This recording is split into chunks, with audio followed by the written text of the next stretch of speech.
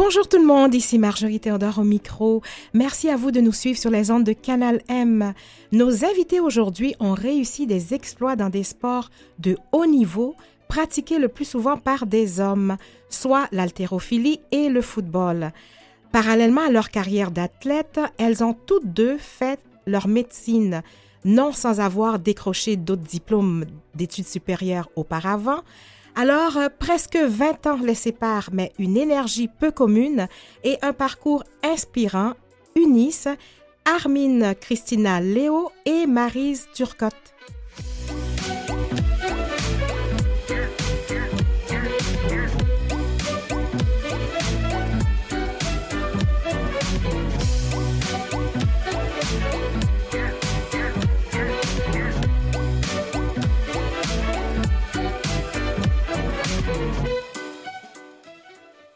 Bonjour Maryse Turcotte.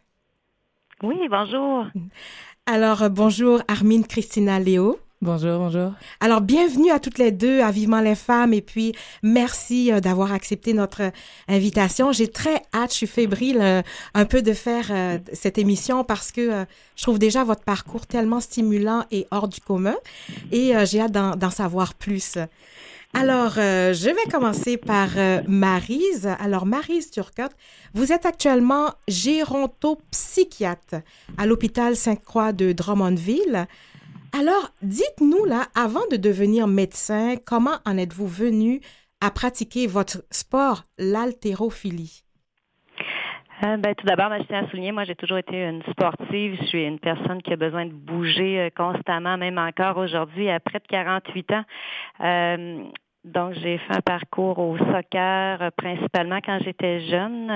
Les Jeux du Québec, l'équipe, disons, élite de la région de Sherbrooke où j'habitais. J'ai fait un peu de patinage artistique. C'était mon rêve, mais bon, ça n'a pas été un grand succès. Et d'autres sports, le volleyball. Et puis, finalement, en étant bénévole lors d'une compétition en haltérophilie qui était organisée à mon école secondaire, c'est là que j'ai découvert le sport. Donc, vraiment un peu purement au hasard. Et c'était le défi de tenter, d'essayer. Et rapidement, j'ai accroché dans ce sport-là et on sait la suite des choses. Oui. Alors, c'est venu par hasard. Oui, la vie, c'est comme ça. Hein. Des fois, on fait un essai d'un côté ou d'un autre et puis ça nous mène vers un chemin en particulier. Puis c'est un peu la même chose aussi dans les études parfois. Là, on aura l'occasion, je pense, d'en reparler aujourd'hui aussi. Tout à fait, tout à fait. Donc, je poursuis avec Armine Christina Léo. Donc, vous êtes en 3e année de médecine d'urgence. Il vous reste 2 ans, pour terminer votre résidence. Et vous pratiquez encore le football et vous vous préparez à participer aux championnats mondiaux, les prochains. Et comment vous êtes venu à pratiquer le football, vous? Très similaire à Maryse, je pense. J'ai été dans les sports toute ma vie. J'ai commencé aussi avec le soccer pendant près de 17 ans, soccer d'élite. J'ai fait du basketball aussi à un niveau collégial. J'ai transféré vers l'équipe d'athlétisme quand j'étais à l'université la deuxième fois à l'université, donc de 2016 à 2020. J'ai adoré mon expérience universitaire en athlétisme. Puis en sortant de mes études de médecine à l'Université de Montréal, j'ai en même temps cessé l'athlétisme. La pandémie a frappé. Je me cherchais une autre opportunité de faire du sport de haut niveau. Je cherchais à retrouver le sport d'équipe qui m'avait à ce point-là impressionnée et tellement marqué toute ma vie. Puis je suis tombée un peu comme ça, de fil en aiguille, vers des équipes de flag football. J'ai commencé à regarder c'était quoi ce sport-là. J'ai découvert avec plaisir que ça réunissait pas mal les habiletés de tous les sports que j'avais déjà touchés auparavant, que ma vitesse était utile. Puis par la suite, j'ai découvert qu'il y avait une équipe de football contact féminine à Montréal, le Blitz. Et je me suis dit, bon, je vais me présenter aux pratiques à essai, puis on va voir ce que ça donne. Ça s'est super bien passé. Ils m'ont offert de rester dans l'équipe.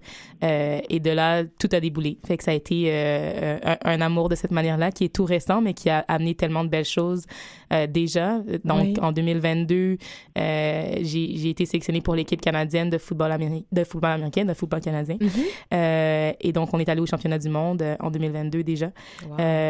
En Finlande en juillet. Donc ça, c'est fait. C'est déjà derrière moi. C'est complètement fou. C'est arrivé tellement vite. Puis les prochains sont dans 3-4 ans. Fait qu'on continue la préparation. On n'a pas le choix. Ah oui. est-ce que, parce qu'en plus, on parle de sport quand même masculin, est-ce qu'on peut encore le dire en 2023? Armin? Oui, oui et non. C'est vrai que ce sont des sports qui sont historiquement masculins. Oui. J'aime par contre l'idée que de plus en plus on soit capable de dire non, c'est un sport comme un autre, puis Oui. femmes comme hommes peuvent le performer, puis le performer à un haut niveau. Oui. Donc c'est vrai que ça surprend encore en 2023 quand je dis que je joue au football, puis on me regarde avec des grands yeux. Tu veux dire du soccer, c'est ça? Oui. Non, je parle vraiment du football avec le ballon ovale, puis avec le contact, tout ça. Oui.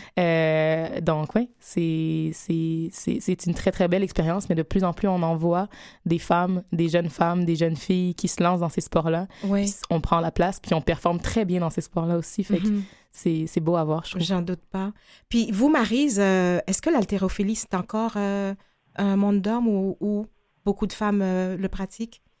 Ouais, en fait, j'ai le goût de rire, ça me fait sourire d'écouter ma collègue. On a souvent justement expliqué, un peu presque justifié parfois. Non, mais l'haltérophilie, vous savez, c'est un sport de catégorie. C'est un sport où on a plusieurs qualités athlétiques qui doivent se développer. Mais en tout cas, il y a un peu cette tendance-là, puis je trouve ça rigolo de...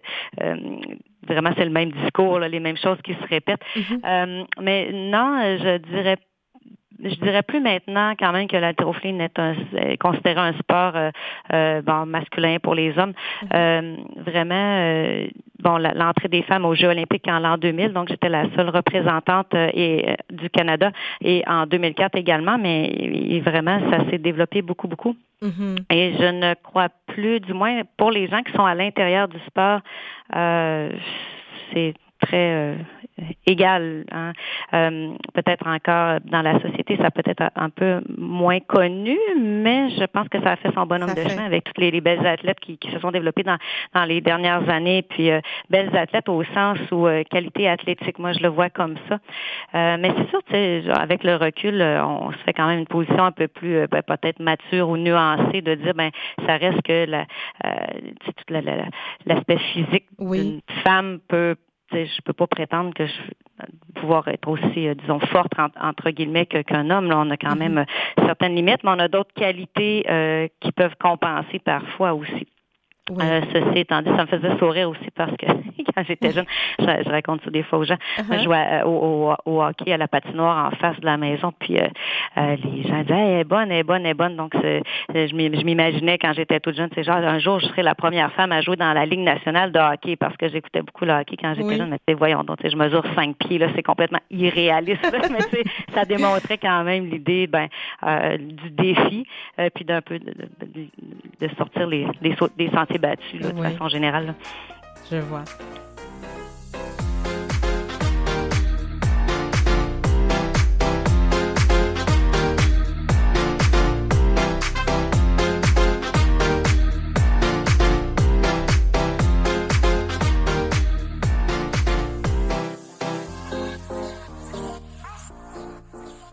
Je suis avec Maryse Turcotte-Géranteau, psychiatre à l'hôpital Sainte-Croix de Drummondville, et Armin Christina-Léo, résidente de 3e année de médecine d'urgence.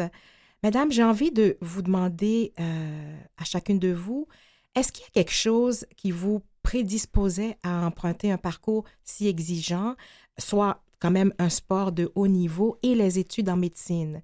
Parce que ça prend tellement la rigueur pour ces deux, champs. Donc, alors, je vous écoute, Armin. C'est une très, très bonne question. J'avais, en fait, cette discussion avec une de mes tantes il y a environ 2 semaines, où est-ce qu'on se posait cette question-là, justement. Qu'est-ce qui fait que certaines personnes vont avoir cette tendance un peu presque obsessive de se pousser dans différentes sphères de leur vie, puis comme jamais arrêter. Puis pour être très honnête, je sais pas. J'ai pas encore trouvé la réponse. Je pense que j'ai toujours été comme ça. Je pense que j'ai toujours été à la recherche de cette espèce de sentiment de se dépasser puis d'être fière de soi. J'ai été très, très, très choyée dans mon enfance par ma famille, mes parents, de me laisser expérimenter toutes sortes d'activités physiques, sortes différentes, des activités intellectuelles avec une de mes tantes, parce qu'on allait à des activités culturelles, puis voir comment est-ce que je me développais là-dedans. Puis j'imagine, d'une certaine manière, recevoir beaucoup de commentaires positifs, genre « Waouh, elle performe bien, waouh, ça se passe bien, incroyable, ceci, cela ». Puis j'ai dû peut-être m'alimenter de ce sentiment-là, d'être fière de ce que je fais par le regard des autres et en me regardant moi-même aussi, d'être fière de voir que j'étais capable d'accomplir quelque chose que je ne savais pas si j'aurais été capable de réussir. J'ai, un peu comme Marie disait tout à l'heure, j'ai joué au hockey aussi plus jeune. Au début des années 90, le hockey féminin, il n'y en avait pas vraiment pour les jeunes filles. Fait qu'il fallait qu'on joue dans les équipes de garçons, en fait. Donc, d'arriver sur la glace, de faire ma place, puis de retirer mon casque à la fin du match, puis que des gens me regardent avec un « Ouah! » La numéro 7, tout ce temps-là, c'était une fille. Puis c'est la fierté qui vient avec ça, de se dire, j'ai fait ça, puis je suis fière de qui je suis. Donc, je pense que je recherche tout le temps ça. Et j'ai la médecine, tu sais, je pense que ça a été un amour vraiment plus direct, du genre, j'adore l'anatomie, j'adore comprendre le corps humain. Je trouve ça fascinant d'une manière qui est difficilement explicable. Et après mes études en ergothérapie, j'ai travaillé un peu, puis je me suis dit, j'ai envie d'en apprendre plus, je veux tout savoir. Donc, je suis retournée aux études. Mais on peut dire que c'est un coup de folie, là, mais c'est juste, je sais pas, incroyable. Ça a été une recherche de ce sentiment-là, encore une fois, de tout trouver, de tout découvrir, de tout comprendre. Ça m'habite, je pense. Puis vous, Maryse, est-ce qu'il y a quelque chose qui prédisposait? Parce que moi, je peux déjà dire la persévérance, l'acharnement, le positivisme. Donc, alors, je sais pas, mais ça doit vous habiter, ça, quand même, comme personne pour arriver. Donc, Maryse, est-ce que... quelles sont, vos prédispositions à tout cela? Encore le goût de rire. Oui, hein? Armin me fait sourire. Une fois de plus, en parlant de son coup de folie de retourner sur les bancs d'école après d'autres études. Mais écoutez, moi, je me ramène à quand j'étais jeune, puis je me ramène à ce que je suis maintenant. Moi, je suis une personne, je dirais un peu fondamentalement. Moi, si je suis pas occupée, je m'ennuie. Moi, de m'asseoir, tu sais, puis c'est intéressant parce que je l'enseigne aux patients, tu sais, mais dans la contemplation, le moment présent, moi, je suis dans l'action. Je suis une personne qui est bien dans l'action. Donc, ça, c'est depuis que je suis jeune et je me suis vraiment trouvée dans le sport parce que, écoutez, on peut dépenser beaucoup d'énergie psychique, mais physique aussi. Mais, tu sais, donc, moi, quand je jouais au soccer, je jouais dans mon équipe. J'allais jouer parfois avec l'équipe des adultes de mon entraîneur. Puis ensuite, je revenais au parc tard le soir jusqu'à ce qu'il n'y ait plus personne à jouer sur les terrains. Il n'y a pas de fin, tu sais. Puis, ça a été un peu la même chose aussi dans la combinaison avec les études. J'ai jamais voulu être médecin. Ceci étant dit, là, ça n'a jamais fait partie de mes rêves ou de mes idées en plus jeune âge, au secondaire, même au cégep, mais c'est venu plus tard, par défi, je dirais par défi, par ouverture vers autre chose. Mais pourquoi? C'est quoi la prédisposition? Puis c'est pas un amour de la compétition, là. Je détestais ça, les gens ne le savaient pas. Je pense que j'en ai jamais parlé dans les entrevues que j'ai pu faire, mais moi, la compétition, c'était une torture, là. Le stress, l'angoisse, l'anticipation, la surpréparation au point où je me nuisais parce que je m'entraînais trop par besoin de réassurance. C'était certainement pas la compétition, mais le défi de l'ensemble de l'œuvre, si je peux dire, et même de l'ensemble de l'œuvre qui impliquait de combiner les études et la pratique d'un sport de haut niveau. C'est toujours aller en chercher plus, puis est-ce que je suis capable de... puis pas par rapport aux autres en tant que tel. C'est sûr que c'est toujours plaisant de recevoir, disons, une certaine dose de reconnaissance, mais c'est vraiment pour soi. Puis je le fais chez moi dans n'importe quoi, là. Aussi simple que de réussir à tenir ma maison bien propre et bien rangée malgré 3 enfants. C'est mes défis au quotidien. Puis je pense que c'est tout ça, mais de trouver une réponse, je crois pas que ça soit possible. Mais je regarde un peu dans le bagage familial. Ma sœur, pour ceux qui l'ont connue, Karine, qui a fait aussi de l'haltérophilie, 56 diplômes et des titres professionnels et tout ça. Puis c'est un peu c'est un peu le même profil. Je pense qu'il y a des fois des petites tendances un peu biologiques. Tu sais, je reviens à l'aspect un peu scientifique. Et on voit des profils parfois chez les athlètes. Je ne veux pas dire qu'on est tous similaires, mais il y a quand même des profils un peu hyperthymiques, un peu hyperactifs. Et là, je ne parle pas de troubles déficitaires de l'attention, hyperactivité au sens diagnostique, mais un profil, tu sais, disons-le comme ça. Une bonne énergie de base là, à la base. Oui, tout à fait. En début d'émission, je disais comment que je m'étais amusée avec ma recherchiste à vos CV parce que quelque part, vous avez comme 20 ans de différence, mais c'est tellement... vous avez comme pris un peu les mêmes décisions à 20 ans d'écart. On parle... alors, si je m'explique, Armin n'a pas été tout de suite en médecine. Il y avait l'ergothérapie avant. Oui. Puis Maryse, si je ne me trompe pas, il y avait la diététicienne avant au cégep, puis en administration. Donc, vous avez quand même fait d'autres diplômes avant d'arriver en médecine. Donc, qu'est-ce qui fait que ce parcours-là, il y a eu d'autres choix avant aussi? Est-ce que tout est venu par hasard ou quand même il y a eu un fil conducteur? Je pense que c'est un peu un mélange des deux. Puis ça me parle aussi quand Maryse explique qu'elle voulait pas être médecin à la base. Oui. C'est la même chose pour moi. Je voulais pas être médecin à la base. Ça faisait pas partie de mes objectifs. Okay. Puis c'est pour ça que on parle des fois c'est un peu par hasard, mais je pense que j'aurais pas pu devenir médecin ou le médecin que je suis aujourd'hui sans avoir été ergothérapeute. Je pense qu'il fallait vraiment que je passe par là. Mm-hmm. Pourquoi? Bon, après c'est un peu très relatif là, mais c'est l'idée que en sortant du cégep, ce qui m'appelait vraiment, c'était cette profession-là, l'ergothérapie. Je continue à dire que c'est une des plus belles professions du monde, là, je trouve. Et c'est là-dedans que j'ai découvert des nouveaux aspects de ma personne, des nouveaux aspects de ma personnalité, des nouveaux aspects de comment est-ce que je voyais le monde et qui m'ont poussé à faire comme peut-être que j'ai envie d'aller plus loin à certains égards, aller découvrir quelque chose de plus, retourner aux études, aller essayer quelque chose de différent, puis que j'ai voulu me développer dans la médecine. Il y a toutes sortes de parcours en médecine. Il y a des gens qui sortent directement du cégep, qui deviennent d'excellents médecins. C'était ça leur parcours, c'était ça leur destinée. Il y a des gens qui savent, depuis qu'ils ont 6 ans, qu'ils veulent être médecins. Mm-hmm. Il y a des gens qui se réveillent à 46 ans puis qui font comme finalement peut-être que la médecine ça m'appelle. Ouais. J'avais des gens dans ma classe qui avaient eu de longues carrières en musique ou autre puis qui finalement se sont trouvés en médecine. Tous ces parcours-là s'équivalent, je trouve, mais s'équivalent, bref. Oui.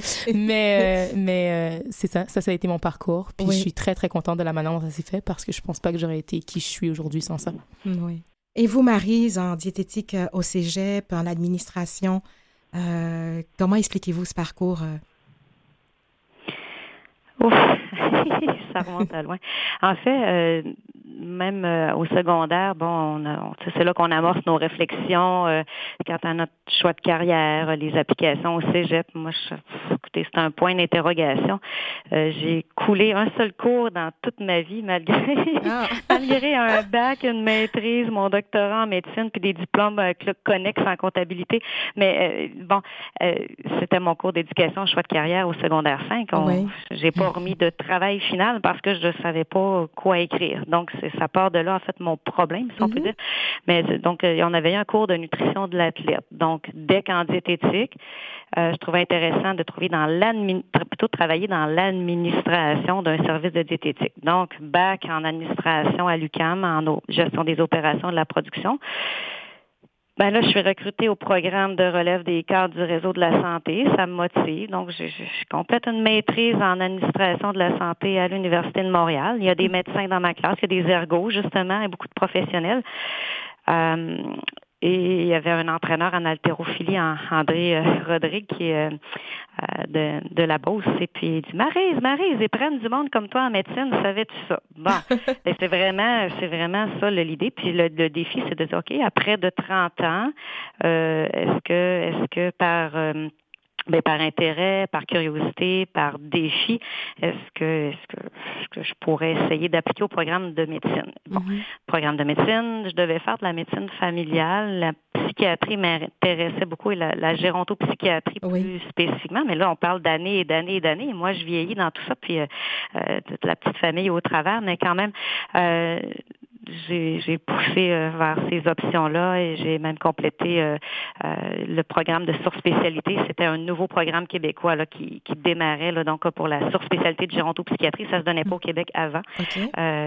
Donc voilà, en tout cas, je pense que c'est des défis qui se présentent au fur et à mesure. Et puis, mais par contre, les décisions, ben on doit les prendre. Et est-ce qu'il y a un peu parfois d'impulsivité dans ces décisions-là? Oui et non. Je me constate aussi comme une personne réfléchie, mais qui préfère prendre des décisions, quitte parfois à les regretter un peu, que de ne pas les prendre et de regretter de ne pas les avoir prises. Moi, ça a toujours été ma façon de penser et de fonctionner. Donc, c'est un peu tout ça, ce parcours-là. Mais je regrette pas tout ça. Ça n'a pas toujours été facile. Mais il y a un point, je tiens à souligner, moi, qui a quand même favorisé la poursuite des études, c'était les subventions d'athlètes que j'ai reçues et principalement, il y en a eu plusieurs. Il y a des commanditaires privés aussi au travers, puis les programmes du gouvernement du Québec et du Canada, mais Sport Canada payait nos études universitaires. J'imagine que les programmes sont encore construits comme ça, mais moi, mes frais universitaires étaient payés, ce qui était vraiment un facteur favorisant la poursuite des études au travers de ma carrière. La Fondation de l'athlète d'excellence du Québec, qui était un de mes principaux partenaires au niveau subvention, eux encourageaient les programmes d'études. Donc, c'est tout ça ensemble. Peut-être que sans quoi je serais pas allée aussi loin dans tout ça. Puis, j'aurais fait autre chose, mais je pense que l'après-carrière est quelque chose qui se prépare chez les athlètes aussi. Oui, certainement, je pense que vous aurez fait autre chose, Maryse.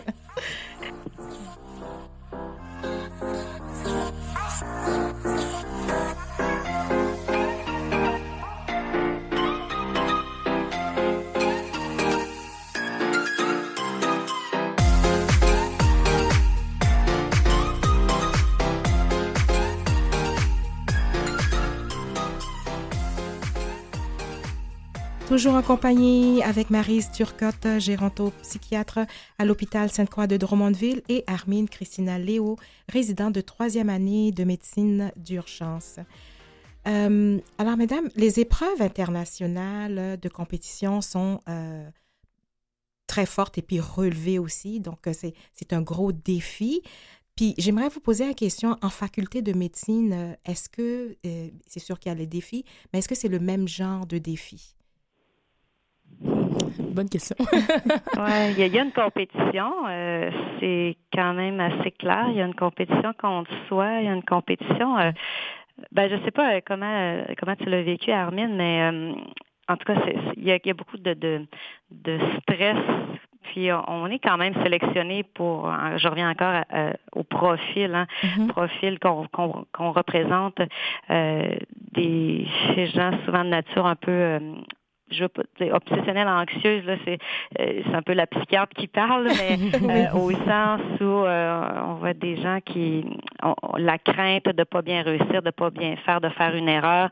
Donc, on va se surcharger, se submerger d'exigences, de surinvestissement dans les études. Donc, il peut découler de ça aussi une certaine compétition, parfois aussi pour les applications en spécialité et en surspécialité. Oui. Mais c'est quand même une ambiance très saine, mais je pense que, comment je pourrais dire, on est notre propre bourreau dans tout ça. Puis, on est quand même, je pense, sélectionné un peu pour cette qualité-là qui peut devenir un retournement contre ça aussi par moment.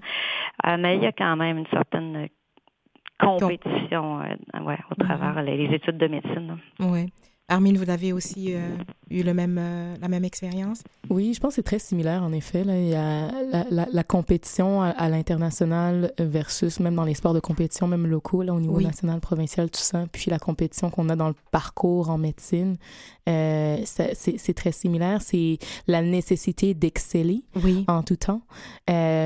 Puis ce qui vient avec les hauts et les bas, finalement, puisqu'on a les moments où est-ce qu'on réussit à performer, on réussit à exceller, puis des moments où est-ce que ça se passe moins bien. Et c'est d'apprendre à se relever de ces moments-là pour continuer, puis que la prochaine fois, peut-être que celle-là, ce sera la bonne. Tu sais. je pense que pour moi, ça aura toujours été plus facile de faire ça dans le sport que dans la médecine. J'ai trouvé mon parcours en médecine très difficile. Ça n'a pas été une période facile dans ma vie. Par contre, ça a été tellement, tellement gratifiant de me rendre là où je suis aujourd'hui parce que ce que je fais en médecine d'urgence, c'est tout ce que j'aurais pu rêver et imaginer sans le savoir. Là, finalement, je suis tellement heureuse d'être là. Mais ça a été un parcours difficile. Puis ça a pris que je m'entoure des bonnes personnes, finalement. Puis que mes proches, mes amis, ma famille me supportent là-dedans, finalement, pour me rendre. Mais oui, c'est exigeant, c'est difficile, mais c'est tellement gratifiant qu'on continue. Est-ce que vous iriez aussi loin de dire que votre bagage d'athlète accompli vous a aidé dans vos études supérieures? Ça a été crucial. Oui, J'aurais jamais pu terminer la médecine sans avoir été athlète en même temps. Je pense que, justement, un peu comme Maryse disait, la qualité d'athlète, ça fait partie de moi depuis que je suis toute petite. Puis c'est ce qui me permet d'avancer dans toutes les sphères de ma vie, puis qui me rend saine d'esprit aussi quand je suis dans mes études ou au niveau universitaire, tout ça. Donc, je pense que sans le sport, j'aurais pas pu être médecin comme je le suis. Donc oui, non seulement ça a aidé, mais ça a été vraiment crucial à mon développement. Puis les qualités que j'ai développées comme athlète à force d'être dans les sports de compétition m'ont aussi été très, très utiles au moment de rentrer en médecine puis de passer à travers les étapes de ce parcours-là qui est aussi exigeant tout au long. Ah oui. Puis Maryse, ce sera le même cas chez vous? Oui, certainement. Le contrôle de l'anxiété, l'organisation, les capacités à puis mettre ses priorités. Il y a des choix à faire. On peut parler de sacrifice et tout ça, mais c'est sûr que l'expérience d'athlète sert aux études en médecine, mais peu importe dans quel domaine, on pourrait parler de musique ou autre. Moi, je pense que qui émerge de ça, puis que je vois là avec l'âge qui avance, c'est le défi aussi, puis je reviens souvent sur ce mot-là, mais ça en est pour moi de sortir un peu de tout ça, là. Je fais encore beaucoup d'entraînement, je travaille, mais c'est de réussir à avoir un équilibre et à redévelopper des loisirs, parce que quand on s'investit dans des études comme au niveau de la médecine et certainement dans d'autres domaines aussi, on délaisse des choses, et là, c'est de retrouver vraiment des capacité à avoir du plaisir, des loisirs, d'être capable de relaxer, mais c'est pas si évident que ça à faire. Oui, moi, je me suis inscrite, mes enfants jouent de la batterie, tu sais, puis moi, je fais de la batterie avec monsieur Jalbert au collège Saint-Bernard, ici à Drummondville, des petites choses comme ça, qu'on essaie de mettre dans nos vies au travers, puis je sais pas, Armine, elle est encore en plein dans son cheminement, c'est très, très exigeant, mais il y a d'autres étapes par la suite, puis c'est presque d'autant plus difficile parce qu'on s'embarque dans des roues qui tournent, puis comme beaucoup de gens dans la population d'ailleurs, là, on travaille, on roule notre quotidien, puis il reste plus beaucoup de temps après. Oui.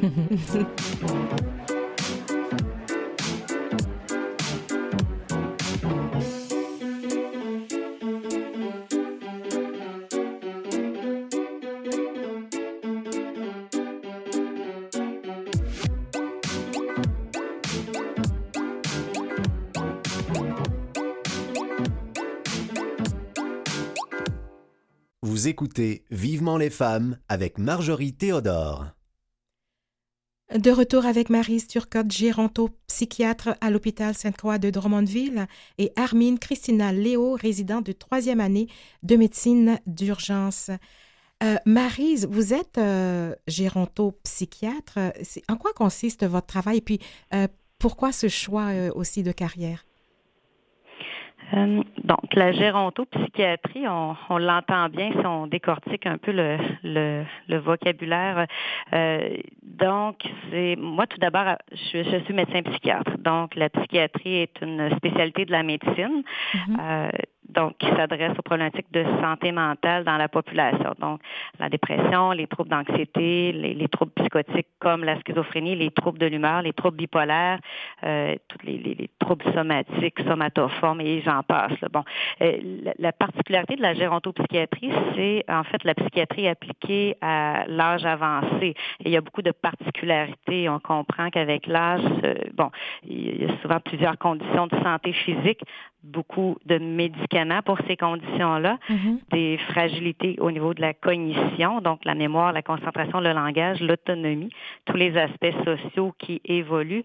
Et vraiment, ça en fait une clientèle très particulière et depuis plusieurs années maintenant. Donc, il y a une surspécialité qui est la gérontopsychiatrie. J'ai un travail assez varié. Ça a été un début de pratique un peu particulier au sens où je devais construire ma pratique parce que la gérontopsychiatrie, principalement, si on remonte à il y a plusieurs années, ça se pratiquait plutôt en milieu universitaire. Oui. Donc, les grandes régions, Montréal, Québec, Sherbrooke, il y a des gérontopsychiatres qui travaillaient dans cette spécialité-là dans les régions. C'était moins commun. Donc, c'était de construire ma place. Hein. Donc, il n'y avait jamais eu de gérontopsychiatre, évidemment, à Drummondville. Et c'était de comment je pourrais dire, d'offrir mes services, de développer des partenariats. Et vraiment, ça a été une évolution sur quelques années. Mais maintenant, je peux dire que mon rôle est bien établi, autant à l'hôpital, en CHSLD, dans plusieurs résidences, dans des ressources intermédiaires et même en consultation un peu plus élargie dans ce qu'on appelle le centre d'expertise gériatrique, qui se veut une clinique d'évaluation cognitive, fonctionnelle de cas complexes de personnes âgées. Âgées, c'est toujours entre guillemets. Hein. Bon, c'est quoi l'âge? Je pourrais en parler bien longtemps. C'est un sujet qui était très intéressant pour moi, mais des fois, on voit des jeunes, hein, vous savez, des troubles cognitifs qui débutent en bas de 55 ans. J'en reçois, là, tu sais, puis il faut évaluer comme il faut ces situations-là. Avec précision. Voilà. Donc, mais pourquoi principalement cette clientèle-là? Bon, moi, j'ai toujours eu des bons contacts, des belles relations avec mes grands-parents. La clientèle âgée, c'est ce que je préfère. Et c'est ce qui m'a pisté un peu tout naturellement vers là. Oui. Oui. Merci, Maryse. Armin, vous avez sans doute vu, comme tout le monde, Damar Hamlin, joueur aux Bills, s'effondrer dernièrement. Comment voyez-vous cet accident en tant que footballeuse, mais également aussi en tant que médecin? C'est toujours difficile d'être témoin de ce genre d'événement-là. J'ai vu un message passer sur Internet récemment qui expliquait quelque chose qui est très, très vrai. C'est on assume que les professionnels de la santé, on est rendu habitués de voir ce genre d'événements-là, des personnes qui viennent en arrêt cardiaque. J'en vois régulièrement au travail. Ça fait partie de mon travail, mais ça le rend pas moins troublant quand on le voit. Puis encore plus dans un événement où est-ce qu'on n'est pas censé voir ça, tu sais. Fait que c'est sûr que c'est très, très, très troublant. C'est un événement qui est one in a million, là. Son accident est très troublant, traumatisant, effrayant pour beaucoup. C'est très normal comme sentiment parce que c'est pas censé arriver, mais c'est des choses qui arrivent. La vie est parsemée d'accidents, parsemée d'événements qu'on a du mal à expliquer, qui sont tristes, qui sont tragiques pour la plupart. Et dans une certaine mesure, je pense comme médecin, c'est un peu ça que je recherchais aussi, d'être capable de faire quelque chose si ça devait arriver. C'est comme, j'ai pas de contrôle sur ce qui arrivera ou ce qui n'arrivera pas dans le monde dans lequel on vit, mais si j'ai les habiletés techniques, cognitives et pratiques pour réagir, au moins, j'aurais l'impression que j'ai fait ce que je pouvais. Donc, je pense que c'est là que la partie médecin en moi se dit, OK, si j'avais été sur ce terrain-là, au moins, je suis contente de savoir que j'aurais su comment réagir à ça. Je pense que c'est ce dont moi, j'ai besoin. J'aurais pu vouloir contribuer au monde dans lequel on vit d'une autre manière, mais je pense que cette manière-là me correspond bien. Puis j'ai un karma très particulier, là. Je veux dire, je tombe souvent sur des accidents. Être dans l'avion en route vers des vacances, puis y a-t-il un médecin dans l'avion parce que quelqu'un est en train d'avoir une... Ça m'arrive. Ça m'arrive très souvent, puis ça a été toujours comme ça. Puis je veux dire, je pense qu'il y a d'une certaine manière...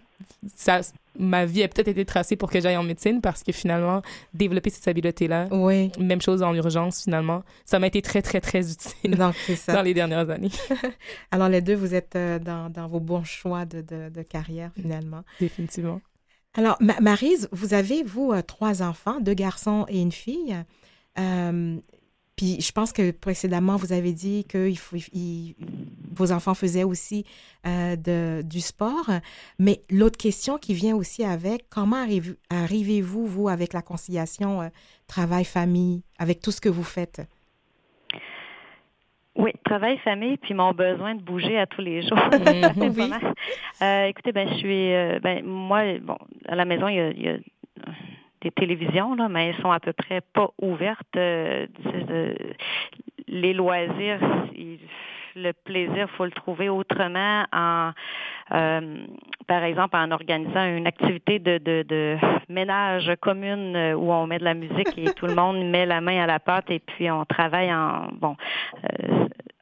positionnant cette tâche-là comme quelque chose de plaisant. Oui. Mais je suis vraiment une personne très organisée. C'est ce qui me permet de fonctionner, d'avoir du temps.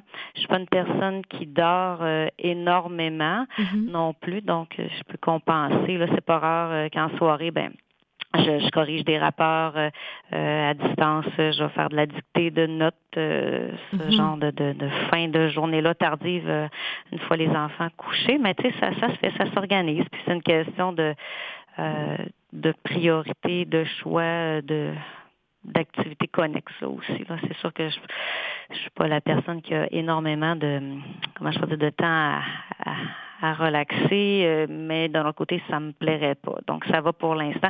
C'est sûr que je pourrais dire que la fatigue, parfois, se fait sentir, mais je pense que c'est normal. Puis, on le vit tous. Tu sais, les parents, aujourd'hui, tu sais, on travaille, on court, on essaie de s'entraîner un peu à gauche, s'entraîner un peu à droite. Moi, je lis des articles scientifiques pour me tenir à jour sur le vélo stationnaire ou sur le tapis roulant. Tu sais, j'essaie souvent de combiner 2 ou 3 choses à la fois. Oui.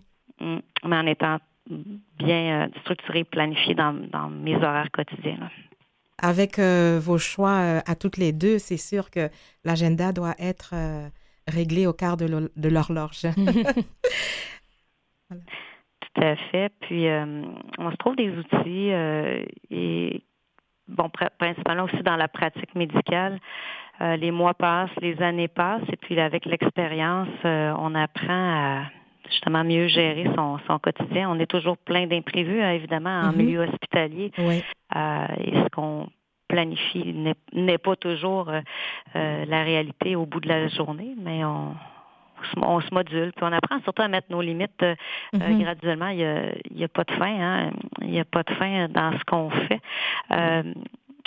Puis, je pense que c'est d'apprendre à se connaître au travers de ça, puis respecter nos propres limites.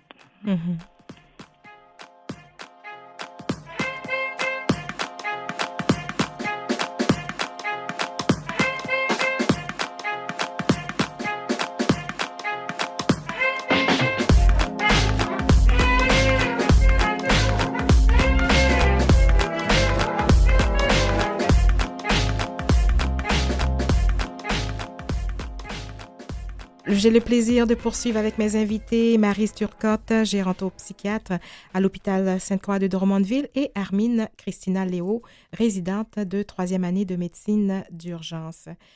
On a parlé de la famille, de vos enfants, Maryse. Armine, précédemment, vous nous avez aussi dit que la famille était importante pour l'accompagnement, mais j'aimerais ça vous entendre un peu plus sur l'entourage aussi dans vos choix. Oui, certainement. J'ai beaucoup de chance d'être entourée par beaucoup de gens qui m'encouragent, qui me supportent, qui sont là pour me rattraper quand je m'écroule un petit peu, et qui me donnent le petit coup de boost là, dont j'ai besoin quand les choses deviennent difficiles. Oui. J'ai une grande famille. La grande majorité d'entre elles est à Montréal, une petite partie en Haïti, une petite partie aux États-Unis, mais on est tous très serrés. Fait que c'est les rencontres régulières avec la famille qui font du bien. C'est la petite visite chez la maman, les dimanches soirs, aller souper tout le monde ensemble, parler de la vie, repartir avec un Tupperware au besoin. Puis, tu sais, avoir des contacts sociaux aussi que je priorise. Il est arrivé très souvent que je fasse le choix de prioriser, d'aller voir des amis plutôt que d'étudier parce que à ce moment-là, c'est ce dont j'avais besoin. Fait que je pense que ça a été crucial dans mon parcours aussi d'être si bien entourée de mes partenaires de vie, de mes amis, de ma famille, des gens qui sont vraiment avec moi à travers tout ça.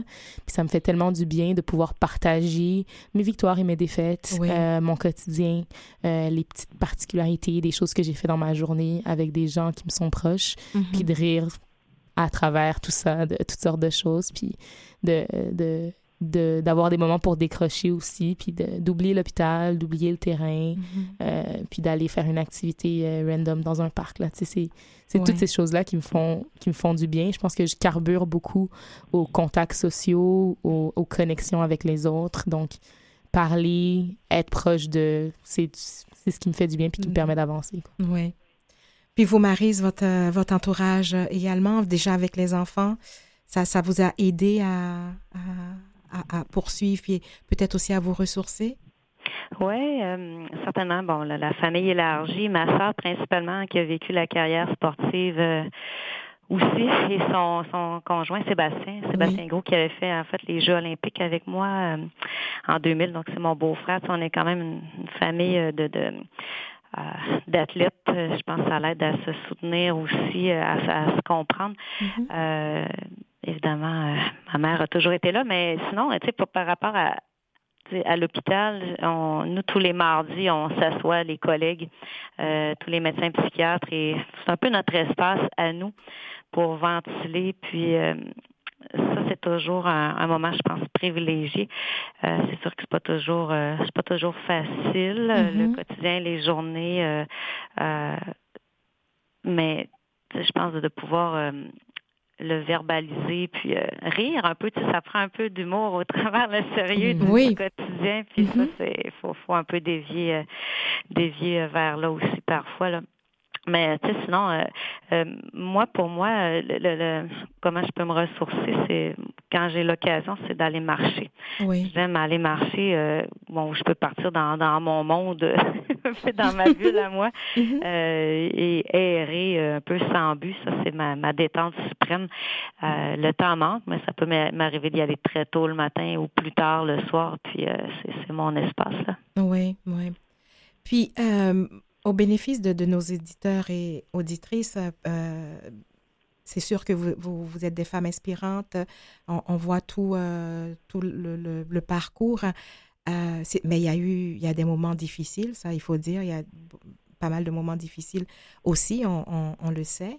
Même si les résultats sont extraordinaires. J'aimerais ça que vous nous parliez d'un moment, soit dans la carrière d'athlète ou dans vos parcours professionnels, des moments plus difficiles que vous avez dû surmonter. Armine, est-ce que déjà vous avez quelque chose à nous partager? Oui, j'en ai un qui est tout frais, là. C'est le retour des championnats du monde. Ça a été très difficile, là. Ça a été une expérience qui a été tout aussi magnifique et incroyable. Personnellement, dans ma carrière d'athlète, c'était un rêve là, de éventuellement un jour représenter le Canada sur la scène internationale. Donc, pardon.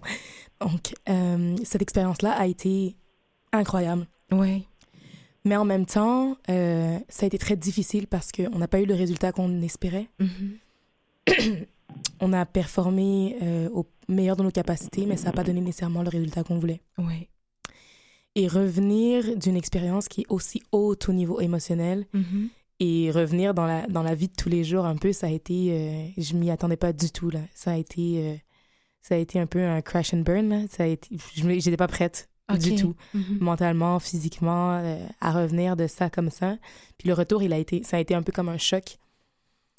Mais ça m'a forcé à prendre une pause, à me recentrer sur moi-même, puis à retrouver mes points de repère. J'ai un de mes très bons amis qui m'avait fait le commentaire qui était comme « On dirait que tu as perdu tes points de repère en ce moment, donc prends le temps de les retrouver puis de retisser tes liens. Où est-ce que tu en as besoin? » Puis j'ai eu des gens autour de moi qui étaient extrêmement compréhensifs, qui m'ont laissé le temps, puis qui, de temps en temps, faisaient des petits check-ups, s'assurer que tout va bien. Fait qu'au final, des moments comme ça, j'en ai eu auparavant aussi.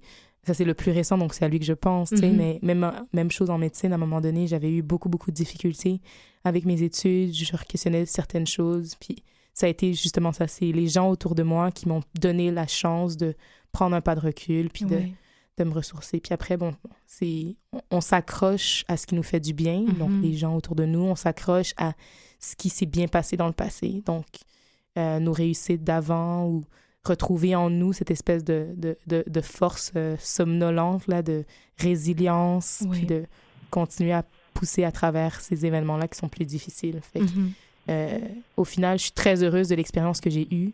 Je suis tellement fière d'avoir vécu ça, Oui. tant les hauts que les bas, puis d'avoir été capable de remonter de ça, puis je suis prête à y retourner une autre fois, avec la notion que ça peut être une expérience très émotionnelle aussi, mais, tout à fait, oui. mais c'est une belle chose au final. Là. Ah oui. Maryse, pouvez-vous nous partager quelque chose? Oui, j'étais en réflexion pendant que j'écoutais Armin. C'est drôle, j'en aurais certainement eu plusieurs à vous raconter quand j'étais athlète au moment où je le vivais. Là, maintenant, à distance, je revois tout ça autrement. C'est sûr que les périodes où d'absence de progression, il faut comprendre, en haltérophilie, on attrape des plateaux par moment où on progresse plus. Oui. Et là, finalement, après 1 an, 2 ans, on réussit à refaire un petit 5 kilos de plus. Toutes ces étapes-là ont été difficiles. Les étapes aussi, bon, où il y avait moins de soutien financier, où ça a été compliqué par moment, ce qui n'a pas été le cas plus vers la fin de ma carrière, où là, les programmes de subvention se sont vraiment plus développés. La fin de carrière, la décroissance aussi a été pas évidente. Un défi, encore là, je reviens avec mon mot défi, mais auquel j'ai dû faire face, c'est quand j'ai arrêté l'haltérophilie. En fait, mon souhait ou mon but était de redevenir, comment je dirais, une personne normale, entre guillemets, au sens besoin d'entraînement. Le corps a besoin de ça, la tête aussi. Là, à un moment donné, on ne peut pas s'entraîner 10 fois par semaine toute sa vie. Il faut ramener ça, puis c'est une décroissance progressive. Il y a eu toutes ces étapes-là, mais je revois moins aujourd'hui ces moments difficiles-là. Il reste plutôt l'aspect positif de ce que j'ai pu vivre dans ma carrière sportive. Il y a de l'ennui, par contre, certaines scènes qui me reviennent en tête, des moments de camp d'entraînement où l'ambiance était vraiment magnifique. Puis en médecine, c'est la même chose. Je le revois. Mais moi, il y a eu un temps où j'étais sur les bancs à l'université. Puis, écoute, la pression ou dans les stages à l'externat. Puis, j'avais nommé au papa de mes enfants, Serge, je disais jamais mes enfants vont aller là-dedans. Je vais tout faire pour qu'ils vivent jamais ça de leur vie. Puis on l'a d'ailleurs nommé même pour le sport, moi puis Serge. Il y a du beau, il y a du bon. C'est des parcours qui nous amènent beaucoup, mais il y a des envers de médailles aussi, que des fois on se dit, nos enfants, est-ce qu'on veut vraiment qu'ils vivent tout ça? Surtout, les miens sont impliqués aussi dans le sport, puis on veut qu'ils vivent la compétition, développer l'esprit d'équipe, la saine compétition, apprendre à gagner correctement, mais apprendre à perdre, apprendre la défaite, apprendre l'échec, se relever, tout ça, la résilience, effectivement, comme dit Armin. Puis, même chose au niveau de la progression dans les études, mais des fois, effectivement, on souhaiterait pas ça à nos propres enfants, si je peux le dire, mais de notre côté, je le souhaiterais aussi dans un autre sens. C'est un peu mitigé tout ça avec le recul, mais reste maintenant plus l'aspect positif de tout ce qui est ce parcours-là, études, puis entraînement, compétition. Oui.